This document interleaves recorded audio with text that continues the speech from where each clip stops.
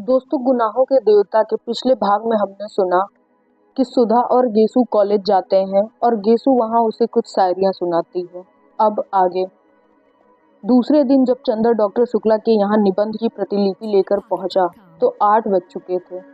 7 बजे तो चंदर की नींद ही खुली थी और जल्दी से वह नहा धोकर साइकिल दौड़ाता हुआ भागा गया था कि कहीं भाषण की प्रतिलिपि पहुंचने में देर न हो जाए। जब वह बंगले पर पहुंचा तो धूप फैल चुकी थी। अब धूप भली नहीं मालूम देती थी। धूप की तेजी बर्दाश्त से बाहर होने लगी थी, लेकिन सुधा नील कांटे के ऊंचे ऊंचे झाड़ों की छांव में एक छोटी सी कुर्सी डाले बैठी थी। बगल में एक छोटी सी मेज थी जिस पर कोई किताब खुली रखी हुई थी। हाथ में क्रोशिया थी और उंगलियां एक नाजुक तेजी से डोरे में उलझ सुलझ रही थी।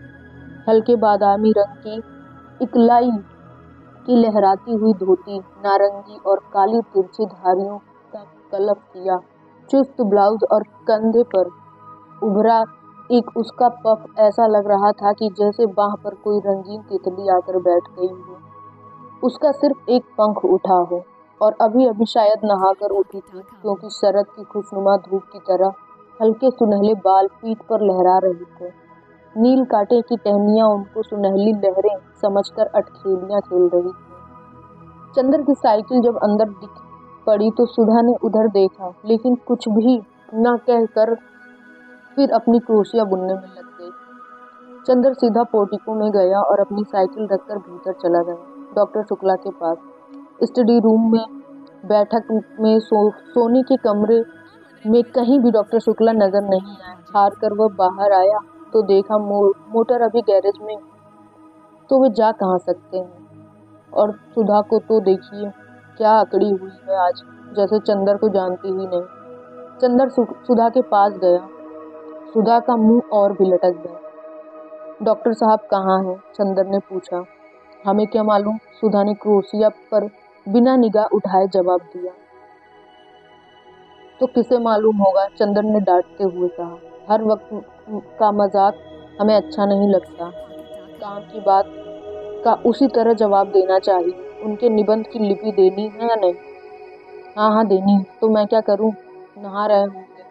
अभी कोई ये तो है नहीं कि तुम निबंध की लिपि लाए हो तो कोई नहाए धोए ना, बस सुबह से बैठा रहे कि अब निबंध आ रहा है, अब आ रहा है। सुधा ने मुंह बनाकर आंखें नचाते हुए कहा। तो सीधे क्यों नहीं कहती कि नहा रहे? चंदर ने सुधा के गुस्से पर हंस कर कहा।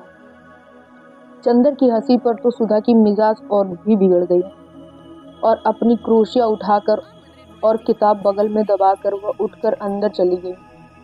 उसके उठते ही चंदर आराम से उस कुर्सी पर बैठ गया और मेज पर टांग फैलाकर बोला, आज मुझे बहुत गुस्सा चढ़ा है, खबरदार कोई बोलना मत। सुधा जाते जाते मुड़कर खड़ी हो गई। हमने कह दिया चंदर एक बार कि हमें ये सब बातें अच्छी नहीं लगती। जब देखो तुम चिढ़ाते रहते हो। सुधा ने गुस्से से कहा। नहीं चिढ़ाएंगे, नहीं तो पूजा करेंगे। तुम अपने मौके पर छोड़ देती हो, चंदर ने उसी लापरवाही से कहा। सुधा गई नहीं, वहीं घास पर बैठ गई और किताब खोलकर पढ़ने लगी। जब 5 मिनट तक वह कुछ नहीं बोली तो चंदर ने सोचा आज बहुत कुछ गंभीर है। सुधा, उसने बड़े दुलार से पुकारा। सुधा। सुधा ने कुछ नहीं कहा मगर 2 बड़े बड़े आंसू टप से नीचे किताब पर गिर गए। अरे क्या बात है सुधा, नहीं बताओगी? कुछ नहीं। बता दो, तुम्हें हमारी कसम है। कल शाम को तुम आए नहीं, सुधा रोनी आवाज में बोली। बस इस बात पर इतनी नाराज हो पागल? हाँ, इस बात पर इतनी नाराज हूँ। तुम आओ चाहे 1000 बार ना आओ, इस पर हमें क्यों नाराज होंगे? बड़े कहीं के आए। नहीं आएंगे तो जैसे हमारा घर बार नहीं। अपने को जाने क्या समझ लिया है, सुधा ने चिढ़कर जवाब दिया। अरे तो तुम ही तो कह रही थी भाई, चंदर ने हंसकर कहा। तो बात पूरी भी सुनो। शाम को गेसु का नौकर आया था। उसके छोटे भाई हसरत की सालगिरह थी। सुबह कुरान खानी होने वाली थी और उसकी माँ ने बुलाया था। तो गई क्यों नहीं? गई क्यों नहीं, किससे पूछ कर जाती? आप तो इस वक्त आ रहे हैं जब सब खत्म हो गया, सुधा बोली। तो पापा से पूछ के चली जाती, चंदर ने समझा कर कहा। और फिर गेसु के यहाँ तो यूं अक्सर जाती हो तुम। तो आज तो डांस भी करने के लिए कहा था उनसे। फिर बाद में तुम कहते सुधा तुम्हें ये नहीं करना चाहिए, वो नहीं करना चाहिए, लड़कियों को ऐसे रहना चाहिए, वैसे रहना चाहिए, और बैठ के उपदेश पिलाते और नाराज होते। बिना तुमसे पूछे हम कहीं सिनेमा, पिकनिक, जलसों में गए हैं कभी? और फिर आंसू टपक पड़े। पगली कहीं की, इतनी सी बात पर रोना क्या? किसी के हाथ कुछ उपहार भेज दो और फिर किसी मौके पर चली जाना। हाँ, चली जाना। तुम्हें कहते क्या लगता है गेसू ने कितना बुरा माना होगा? सुधा ने बिगड़ते हुए ही कहा।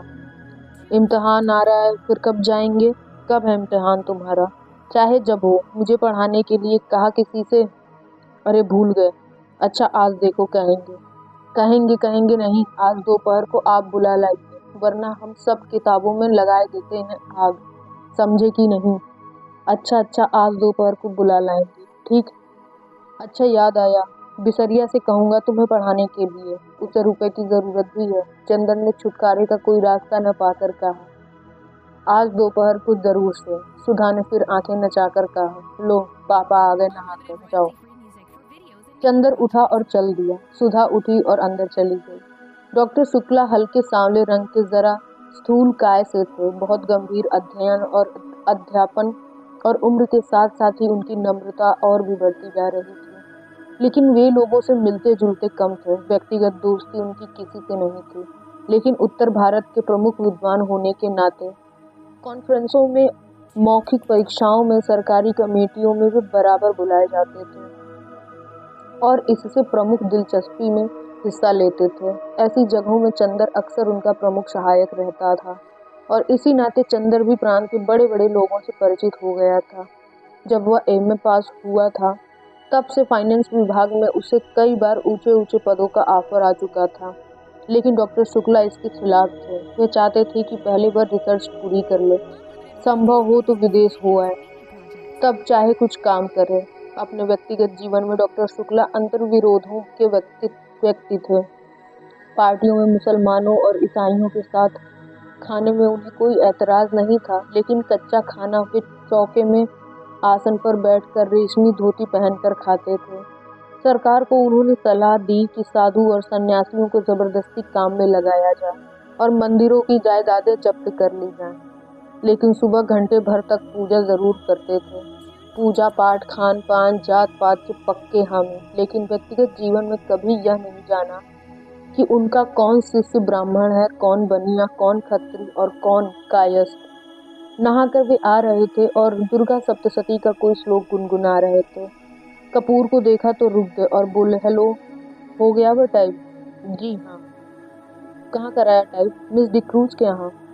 अच्छा, वह अच्छी लड़की है। अब तो बहुत बड़ी हो गई हो। अभी शादी नहीं हुई। मैंने तो सोचा वह मिले या न मिले। नहीं, वह यहीं है। शादी हुई फिर तलाक हो गया। अरे, तो अकेले रहती है? नहीं, अपने भाई के साथ है, बर्टी के साथ। अच्छा, और बर्टी की पत्नी अच्छी तरह है? वह मर गई। राम राम, अब तो पूरा घर ही बदल गया होगा। पापा पूजा के लिए सब बिछा दिया है, सहसा सुधा बोली। अच्छा बेटी, अच्छा चंदर, मैं पूजा कर आऊं जल्दी से? तुम चाय पी चुके? जी हाँ। अच्छा, तो मेरी मेज पर एक चार्ट है, जरा इसको ठीक तो कर दो। तब तक मैं अभी आया। चंदर स्टडी रूम में गया और मेज पर बैठ गया। कोट उतार कर उसने खूंटी पर टांग दिया और नक्शा देखने लगा। पास में एक छोटी सी चीनी की प्याली में चाइना इंक रखी थी और मेज पर पानी। उसने 2 बूंद पानी डालकर चाइना इंक घिसनी शुरू की। इतने में सुधा कमरे में दाखिल हुई। ए सुनो, उसने चारों ओर देखकर बड़े सशंकित स्वरों में कहा और फिर झुककर चंदर के कान के पास मुंह लगाकर कहा, चावल की नान खटाई खाओगे? ये क्या भला है? चंदर ने इंक घिसते घिसते पूछा। बड़ी अच्छी चीज होती है, पापा को बहुत अच्छी लगती है। आज हमने सुबह अपने हाथ से बनाई थी। ए, खाओगे? सुधा ने बड़े दुलार से पूछा। ले आओ, चंदर ने कहा। ले आए हम लोग, और सुधा ने अपने आंचल में लिपटी हुई 2 नान खिटाई निकाल कर मेज पर रख दी। अरे तस्तरी में क्यों नहीं लाई? सब धोती में घी लग गया। इतनी बड़ी हो गई, सऊर नहीं जरा सा? चंदर ने बिगड़ कर कहा। छिपा करके लाए हैं। फिर ये सकरी होती है कि नहीं? चौके के बाहर कैसे लाते? तुम्हारे लिए तो लाए हैं और तुम ही बिगड़ रहे हो। अंधे को नून दो, अंधा कहे मेरी आंखें फोड़ी। सुधा ने मुंह बनाकर कहा, खाना है कि नहीं? हाथ में तो हमारे स्याही लगी है, चंदर बोला। हम अपने हाथ से नहीं खिलाएंगे, हमारा हाथ जूठा हो जाएगा। राम राम। पता नहीं तुम रेस्तरां में मुसलमान के हाथ का खाते होगे। थू थू। चंदर हंस पड़ा सुधा की इस बात पर, और उसने पानी में हाथ डुबोकर बिना पूछे सुधा के आंचल में हाथ पूछ दिए। स्याही की ओर बेतकल्लुफी से नान खटाई उठाकर खाने लगा। बस अब धोती का किनारा रंग दिया और यही पहनना है हमें दिन भर, सुधा ने बिगड़ कर कहा। खुद नान खटाई छिपाकर लाई हो और घी लग गया तो कुछ नहीं, और हमने स्याही पोंछ दी तो मुंह बिगड़ गया। चंदर ने मैपिंग पेन में इंक लगाते हुए कहा। हाँ, अभी पापा देखे तो और बिगड़े कि धोती में घी स्याही सब लगाए रहती है, तुम्हें क्या? और उनसे स्याही लगा हुआ छोर कसकर कमर में खोस लिया। ठीक वही घी में तर छोर कमर में खोस लिया, गंदी कहीं की। चंदर ने चार्ट की लाइनें ठीक करते हुए कहा। गंदी है तो तुमसे मतलब, और मुंह चिढ़ाते हुए सुधा कमरे से बाहर चली गई। चंदर चुपचाप बैठा चार्ट दुरुस्त करता रहा। उत्तर प्रदेश के पूर्वी जिला बलिया, आजमगढ़, बस्ती, बनारस आदि में बच्चों की मृत्यु संख्या का ग्राफ बनाना था और एक और उनके नक्शे पर बिंदुओं की एक सघनता से मृत्यु संख्या का निर्देश करना था। चंदर की एक आदत थी, वह काम में लगता था तो भूत की तरह लगता था, फिर उसे दीन दुनिया किसी की खबर नहीं रहती थी। खाना पीना तन बदन किसी का होश नहीं होता था। इसका एक कारण था, चंदर उन लड़कों में से था जिनकी जिंदगी बाहर से बहुत हल्की फुल्की होते हुए भी अंदर से बहुत गंभीर और अर्थमयी होती थी, जिनके सामने एक स्पष्ट उद्देश्य, एक लक्ष्य होता है। बाहर से चाहे जैसे होने पर भी अपने आंतरिक सत्य के प्रति घोर ईमानदारी, यह इन लोगों की विशेषता होती है। और सारी दुनिया के प्रति अगंभीर और उच्च श्रृंखल होने पर भी जो चीजें इनकी लक्ष्य परिधि में आ जाती हैं, उनके प्रति उनकी गंभीरता साधना और पूजा बन जाती है। इसलिए बाहर से इतना व्यक्तिवादी और सारी दुनिया के प्रति निरपेक्ष और लापरवाह दिख पड़ने पर भी वह अंतरतम से समाज और युग और अपने आसपास के जीवन और व्यक्तियों के प्रति अपने को बेहद उत्तरदायी अनुभव करता था। वह देशभक्त भी था और शायद समाजवादी भी, पर अपने तरीके से। वह खद्दर नहीं पहनता था, कांग्रेस का सदस्य नहीं था, जेल नहीं गया था, फिर भी वह अपने देश को प्यार करता था, बेहद प्यार। उसकी देशभक्ति, उसका समाजवाद सभी उसके अध्ययन और खोज में समा गया था। वह यह जानता था कि समाज के सभी स्तंभों का स्थान अपना अलग होता है। अगर सभी मंदिर के कंगूरे का फूल बनने की कोशिश करने लगे तो नींव की ईंट और सीढ़ी का पत्थर कौन बनेगा? और वह जानता था कि अर्थशास्त्र वह पत्थर है जिस पर समाज के सारे भवन का बोझ है, और उसने निश्चय किया था कि अपने देश, अपने युग के आर्थिक पहलू को वह खूब अच्छी तरह से अपने ढंग से विश्लेषण करके देखेगा, और उसे आशा थी कि वह एक दिन ऐसा समाधान खोज निकालेगा कि मानव की बहुत सी समस्याएं हल हो जाएंगी। और आर्थिक और राजनीतिक क्षेत्र में अगर आदमी खूंखार जानवर बन गया है तो एक दिन दुनिया उसकी एक आवाज पर देवता बन सकेगी। इसलिए जब वह बैठकर कानपुर की मिलों के मजदूरों के वेतन का चार्ट बनाता था तो उपयुक्त साधनों के अभाव में मर जाने वाली गरीब औरतों और बच्चों का लेखा जोखा करता था, तो उसके सामने अपना कैरियर, अपनी प्रतिष्ठा, अपनी डिग्री का सपना नहीं होता था। उसके मन में उस वक्त वैसा संतोष होता था जो किसी पुजारी के मन में होता है जब वह अपने देवता की अर्चना के लिए धूप दीप नैवेद्य सजाता है। बल्कि चंदर थोड़ा भावुक था। एक बार तो जब चंदर ने अपने रिसर्च के सिलसिले में यह पढ़ा था कि अंग्रेजों ने अपनी पूंजी लगाने और अपना व्यापार फैलाने के लिए किस तरह मुर्शिदाबाद से लेकर रोहतक तक हिंदुस्तान के गरीब से गरीब और अमीर से अमीर बाशिंदे को अमानुषिकता से लूटा, तब वह फूट फूट कर रो पड़ा था। लेकिन इसके बावजूद उसने राजनीति में कभी डूबकर हिस्सा नहीं लिया, क्योंकि उसने देखा कि उसके जो भी मित्र राजनीति में गए वो थोड़े दिन बाद बहुत प्रसिद्ध और प्रतिष्ठा पा गए, मगर आदमियत खो बैठे। अपने अर्थशास्त्र के बावजूद वह यह समझता था कि आदमी की जिंदगी सिर्फ आर्थिक पहलू तक सीमित नहीं है। वह यह भी समझता था कि जीवन को सुधारने के लिए सिर्फ आर्थिक ढांचा देने भर की ज़रूरत नहीं, उसके लिए आदमी का सुधार करना होगा, व्यक्ति का सुधार करना होगा, वरना एक भरे पूरे और वैभवशाली समाज में भी आज के से अस्वस्थ और पाशविक वृत्तियों वाले व्यक्ति रहेंगे तो दुनिया ऐसी ही लगेगी जैसे एक खूबसूरत सजा सजाया महल जिसमें कीड़े और राक्षस रहते हैं। वह यह भी समझता था कि वह जिस तरह की दुनिया का सपना देखता है, वह दुनिया आज किसी भी एक राजनीतिक क्रांति या किसी भी विशेष पार्टी की सहायता मात्र से नहीं बन सकती। उसके लिए आदमी को अपने को बदलना होगा, किसी समाज को बदलने से काम नहीं चलेगा। इसलिए वह अपने व्यक्ति के संसार में निरंतर लगा रहता था और समाज के आर्थिक पहलू को समझने की कोशिश करता रहता था। यही कारण है कि अपने जीवन में आने वाले व्यक्तियों के प्रति वह बेहद ईमानदार रहता था और अपने अध्ययन और काम के प्रति वह सचेत और जागरूक रहता था और वह अच्छी तरह समझता था कि इस तरह वह दुनिया को उस ओर बढ़ाने में थोड़ी सी मदद कर रहा है। क्योंकि अपने में भी वह सत्य की वही चिंगारी पाता था, इसलिए कवि या दार्शनिक न होते हुए भी वह इतना भावुक, इतना दृढ़ चरित्र, इतना सशक्त और इतना गंभीर था। और काम तो अपना वह इस तरह करता था जैसे वह किसी की एकाग्र उपासना कर रहा हो। इसलिए जब वह चार्ट के नक्शे पर कलम चला रहा था तो उसे मालूम नहीं हुआ कि कितनी देर से डॉक्टर शुक्ला आकर उसके पीछे खड़े हो गए। वाह, नक्शे पर तो तुम्हारा हाथ बहुत अच्छा चलता है, बहुत अच्छा। अब उसे रहने दो, लाओ देखें तुम्हारा काम कैसा चल रहा है। आज तो इतवार है ना। डॉक्टर शुक्ला पास ही कुर्सी पर बैठकर बोले, चंदर, आजकल मैं एक किताब लिखने की सोच रहा हूँ। मैंने सोचा कि भारतवर्ष की जाति व्यवस्था को नए वैज्ञानिक ढंग से अध्ययन और विश्लेषण किया जाए। तुम इसके बारे में क्या सोचते हो? व्यर्थ है। जो व्यवस्था आज नहीं तो कल चूर चूर होने जा रही है, उसके बारे में तुम्हार बांधना और समय बर्बाद करना बेकार। चंदर ने बहुत आत्मविश्वास से कहा, यही तो तुम लोगों में खराबी है। कुछ थोड़ी सी खराबियां जाति व्यवस्था की देख ली और उसके खिलाफ हो गए। एक रिसर्च स्कॉलर का दृष्टिकोण ही दूसरा होना चाहिए।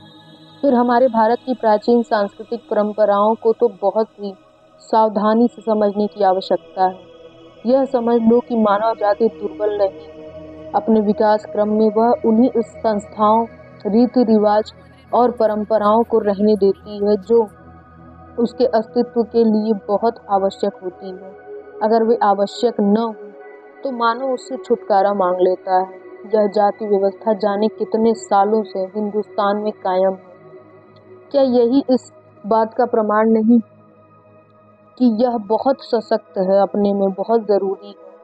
अरे हिंदुस्तान की भली चलाई, चंद्र बोला। हिंदुस्तान में तो गुलामी कितने दिनों से कायम है, तो क्या वह भी जरूरी है? बिल्कुल जरूरी है, डॉक्टर शुक्ला बोले। मुझे भी हिंदुस्तान पर गर्व है। मैंने कभी कांग्रेस का काम किया, लेकिन मैं इसे नतीजे पर पहुंचा हूँ कि जरा सी आज़ादी मगर मिलती है हिंदुस्तानियों को तो वे उसका पूरा दुरुपयोग करने से बाज नहीं आते और कभी भी ये लोग अच्छे शासक नहीं निकलेंगे। अरे नहीं, ऐसी बात नहीं है। हिंदुस्तानियों को ऐसा ऐसा ही बना दिया है अंग्रेजों ने, वरना हिंदुस्तान ने ही तो चंद्रगुप्त और अशोक पैदा किए थे। और रही जाति व्यवस्था की बात, तो मुझे तो स्पष्ट दिख रहा है कि जाति व्यवस्था टूट रही है। कपूर बोला, रोटी बेटी की कैद थी, रोटी की कैद तो करीब करीब टूट गई। अब बेटी की कैद भी, ब्याह शादियां भी दो एक पीढ़ी के बाद स्वच्छंदता में होने लगेंगी। अगर ऐसा होगा तो बहुत गलत होगा, इससे जातिगत पतन होगा। ब्याह शादी को कम से कम मैं भावना की दृष्टि से नहीं देखता, यह एक सामाजिक तथ्य है और उसी दृष्टिकोण से हमें देखना चाहिए। शादी में सबसे बड़ी बात होती है सांस्कृतिक समानता, और जब अलग अलग जाति में अलग अलग रीति रिवाज हैं तो एक जाति की लड़की दूसरी जाति में जाकर कभी भी अपने को ठीक से संतुलित नहीं कर सकती। और फिर एक बनिया की व्यापारिक प्रवृत्तियों की लड़की और एक ब्राह्मण का अध्ययन वृत्त का लड़का, इनकी संतान न इधर विकास कर सकती है न उधर। यह तो सामाजिक व्यवस्था को व्यर्थ के लिए असंतुलित करना हुआ। हाँ, लेकिन विवाह को आप केवल समाज के दृष्टिकोण से क्यों देखते हैं?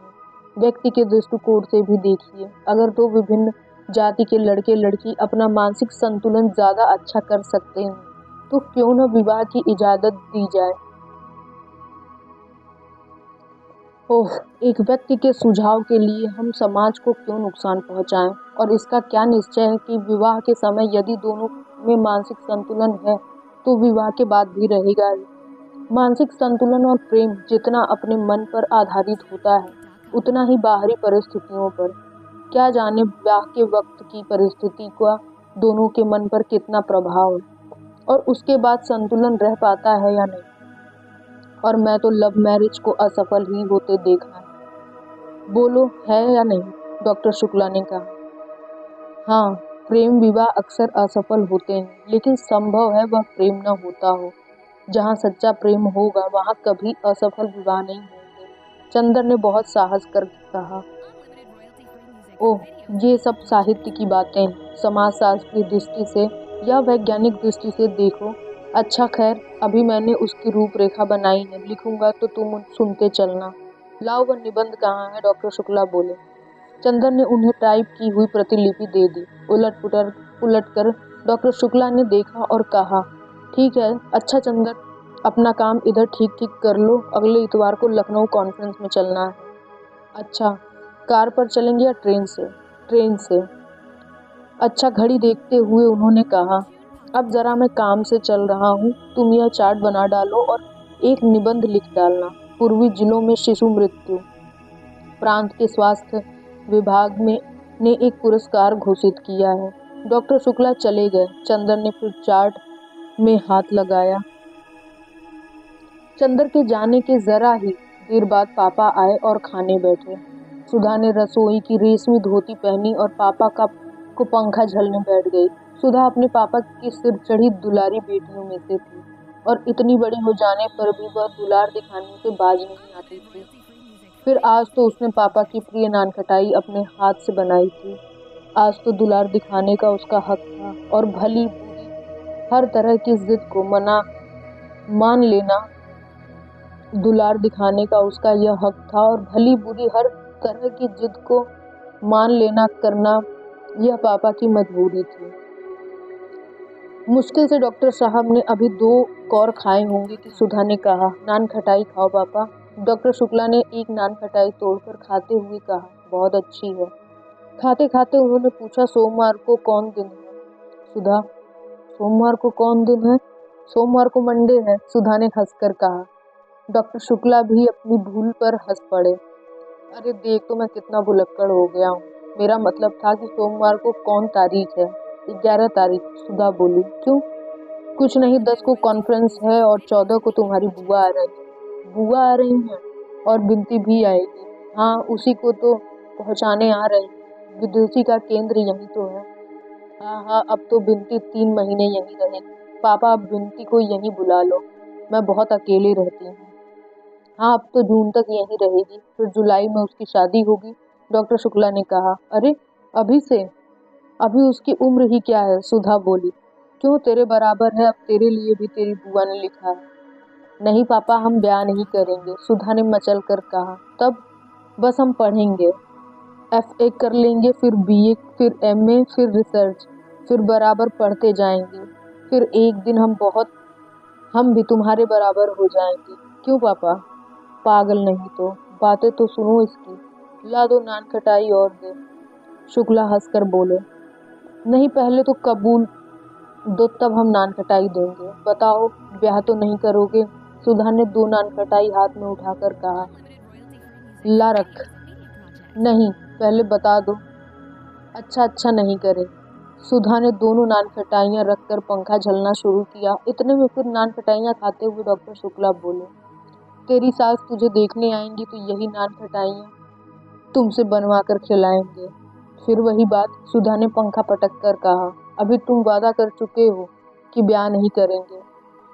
हाँ, ब्याह नहीं करूँगा, यह तो कह दिया मैंने, लेकिन तेरा ब्याह नहीं करूँगा, यह मैंने कब कहा? दोस्तों, आगे की कहानी सुनने के लिए बने रहिए हमारे चैनल सीक्रेट स्टोरीज के साथ और हमें कमेंट करके बताइए उन किताबों के नाम जो आप सुनना चाहते हैं।